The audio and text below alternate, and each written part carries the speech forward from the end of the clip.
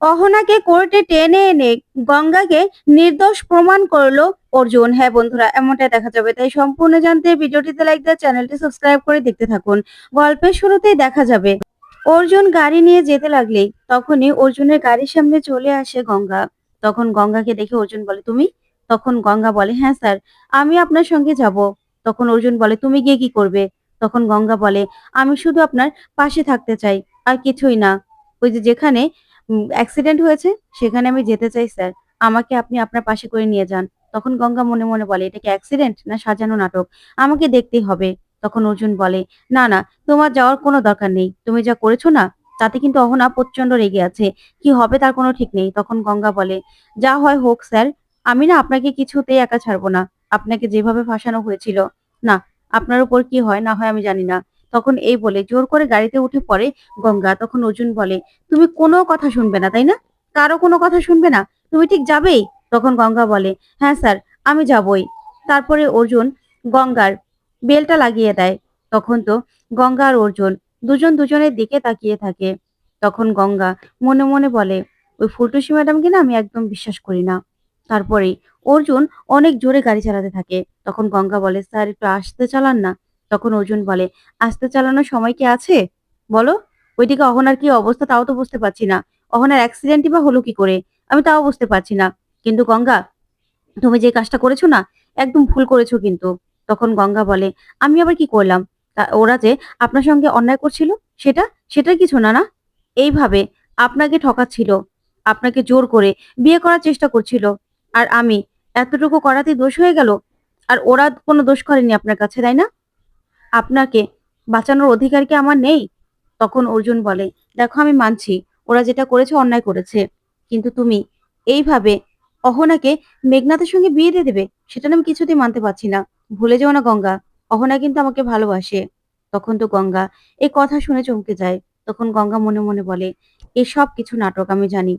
কারণ যেই মানুষটা এভাবে বিয়ে করার জন্য প্ল্যান করতে পারে, সে সবকিছু করতে পারে। ওইদিকে অহনা গাড়িতে অ্যাক্সিডেন্টের মতো করে পড়ে আছে। তখনই অহনাকে অ্যাম্বুলেন্সে করে নিয়ে যাওয়ার চেষ্টা করা হয়।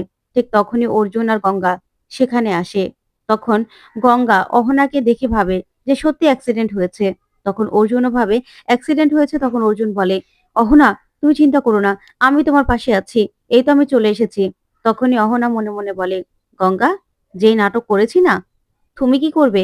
এবার অর্জুন তো ঠিক চলে এলো। তুমি ভেবেছিলে আমাকে মেঘনাথের সঙ্গে বিয়ে দিয়ে তুমি একা অর্জুনকে পাবে। কিন্তু না, সেটা তো আর হলো না। এবার দেখো না, এমন ভাবে তোমাকে ফাঁসাবো না, সংসার করার স্বাদ তোমার মিটিয়ে দেব। তোমার জন্য তো গাড়িতে বোমাস্ত্র রেখে দিয়েছি আমি, বোমাস্ত্র। তারপরে সেখান থেকে অহনাকে নিয়ে গেলেই ওইদিকে মেঘনাথ বলে, জানিস তো ব্রো, অহনা গাড়ি নিয়ে যেভাবে বেরিয়ে গেছিল, আমি ভাবতেও পারিনি যে এইভাবে অ্যাক্সিডেন্ট হবে। তখন অর্জুন বলে, অ্যাক্সিডেন্ট হলো কি করে? তখন মেঘনাথ বলে, অ্যাক্সিডেন্ট হয়নি, একটা গাছের সঙ্গে গাড়িটা লেগে গিয়েছিল। অ্যাক্সিডেন্ট হলে তো অন্য গাড়ির সঙ্গে লাগতো। তারপর অর্জুন সঙ্গে সঙ্গে বেরিয়ে পড়ে। ওইদিকে মেঘনাথ বলে, একদম অর্জুনের পাশে বসা গঙ্গা, তাই না? বসো বসো, এই একদিনই দেখো না তোমাকে অহনা কি করে। ওইদিকে অর্জুন প্রচন্ড রেগে আছে। তখন গঙ্গা মনে মনে বলে, আচ্ছা, ম্যাডামকে দেখে তো সত্যি সত্যি অ্যাক্সিডেন্টই মনে হলো। কিন্তু এর পিছনে আবার অন্য কোনো গল্প নেই তো? না হলে এইভাবে অ্যাক্সিডেন্ট হয়ে গেল? তারপরে দেখা যাবে। অর্জুন গঙ্গাকে নিয়ে হাসপাতালে যায়। তখন নার্স আসলে অর্জুন বলে, নার্স, অহনার কি অবস্থা? তখন নার্স বলে, দেখুন, ভিতরে ড্রেসিং চলছে। ড্রেসিং না হওয়া পর্যন্ত বোঝা যাবে না। ওইদিকে মেঘনাথ তো গঙ্গা দিকে তাকিয়ে তাকিয়ে হাসতে থাকে। তখনই গঙ্গা ব্যাপারটা দেখে মনে মনে বলে, কি ব্যাপার? মনে হলো না মেঘনাথ স্যার হাসছে? কিন্তু কেন? তার মানে কি অন্য কিছু? তার মানে অহনা ম্যাডাম সব মিথ্যে নাটক করছে, তাই তো? না না, না হলে যেই মানুষটা ফাঁসির নাটক করতে পারে, সেই মানুষটা সবকিছু করতে পারে। এভাবে অ্যাক্সিডেন্ট হয়ে গেল, কিছু তো বুঝতে পারছি না। অন্যদিকে ভিতরে অহনা খেতে থাকে। আর তখনই ডক্টর একটা ব্যান্ডেজ বাঁধতে থাকে। তখন অহনা বলে, শুনুন ডক্টর, ড্যাড তো আপনাকে সব বুঝিয়ে দিয়েছে, তাই না? তখন ডক্টর বলে, হ্যাঁ হ্যাঁ, সব বুঝিয়ে দিয়েছে। তখন অহনা বলে, সবার যেন এটাই মনে হয় যে সত্যি সত্যি অ্যাক্সিডেন্ট হয়েছে। আর আমার অবস্থা খুবই ক্রিটিক্যাল। ঠিক আছে? আপনি বলবেন যে আমাকে আইসিইউ তে শিফট করছেন। তখন ডক্টর বলে, ঠিক আছে। ওইদিকে অর্জুন মেঘনাথকে বলে, আচ্ছা এই অ্যাক্সিডেন্টটা কি করে হলো বলতো? তখন মেঘনাথ বলে, শোন, গঙ্গা যেটা করেছে না, সেটা কিন্তু খুব অন্যায় করেছে। এইভাবে আমার হাত থেকে সিঁদুর পরিয়ে দিয়ে খুব একটা ভালো করেনি। কারণ অহনা কতটা জেদি তুই তো জানিস। ও তো এমনিতেই ডিপ্রেশনে ছিল। তার মধ্যে আবার গঙ্গা এরকম একটা কাজ করল। তখন দেখা যাবে শালমণি সেখানে চলে আসে আর এসেই বলে, "মেঘনাদ, অহনার নাকি অ্যাক্সিডেন্ট হয়েছে? কোথায় অহনা? কেমন আছে ও? আমি তো ভাবতেই পারছি না। আমি বাবার বাড়িতে ছিলাম। শুনতে পেয়েই আমি ছুটে চলে এলাম। আমার না ভালো লাগছে না।" তখনই জেঠু সেখানে চলে আসে আর এসেই বলে, "গঙ্গা, কি হয়েছে? এখানে সবটা সামলে নেব, তুমি চিন্তা করো না।" তারপরে দেখা যাবে অহনাকে ভিতর থেকে বাইরে নিয়ে আসা হয়। আর ডক্টর বলে, "দেখুন, ওনাকে আমরা আইসিইউ তে শিফট করছি। পরে যা বলার আমরা বলে দেব। বুঝতে পেরেছেন? উনার অবস্থা না খুবই ক্রিটিক্যাল।" যা শুনে সবাই অবাক হয়। ওইদিকে অহনা মনে মনে বলে, "কি গঙ্গা, এবার তুমি কি করে বাঁচবে? যা হওয়ার তো হয়ে গেছে। এবার দেখো না তোমার জন্য কি অপেক্ষা করছে।" ওইদিকে গঙ্গার মনে বারবার করে সন্দেহ জাগতে থাকে। তখন গঙ্গা ভাবে যে, "তুমি আমাকে পথ দেখাও। গঙ্গাশ্বরী মা, তুমি আমাকে পথ দেখাও। যেভাবে তুমি আমাকে পথ দেখিয়েছিলে।" ঠিক তখনই দেখা যাবে আইসিইউতে অহনা ডক্টরের সঙ্গে কথা বলছে আর বলছে, "সব বলে দিয়েছেন তো?" তখন ডক্টর বলে, "হ্যাঁ, হ্যাঁ, বলে দিয়েছি।" তখন অহনা বলে, "বলবেন ৭২ ঘন্টা না গেলে আপনি কিছু বলতে পারবেন না। আমার অবস্থা ক্রমশ ক্রিটিক্যাল হচ্ছে।" তখন এই কথা বলেই অহনা হাসতে থাকে। তারপর ডক্টর বাইরে আসে। আসার পরে অর্জুন বলে, "ডক্টর, অহনার কি অবস্থা?" তখন ডক্টর বলে, "দেখুন, উনার অবস্থা খুবই ক্রিটিক্যাল। ৭২ ঘন্টা না যাওয়া পর্যন্ত আমরা কিছু বলতে পারছি না। অবজারভেশনে রাখতে হবে ৭২ ঘন্টা। উনার জ্ঞান চলে আসছে, আবার সঙ্গে, সঙ্গে জ্ঞান চলেও যাচ্ছে। না, আমরা কিছু বুঝতে পারছি না। আপনারা প্রার্থনা করুন।"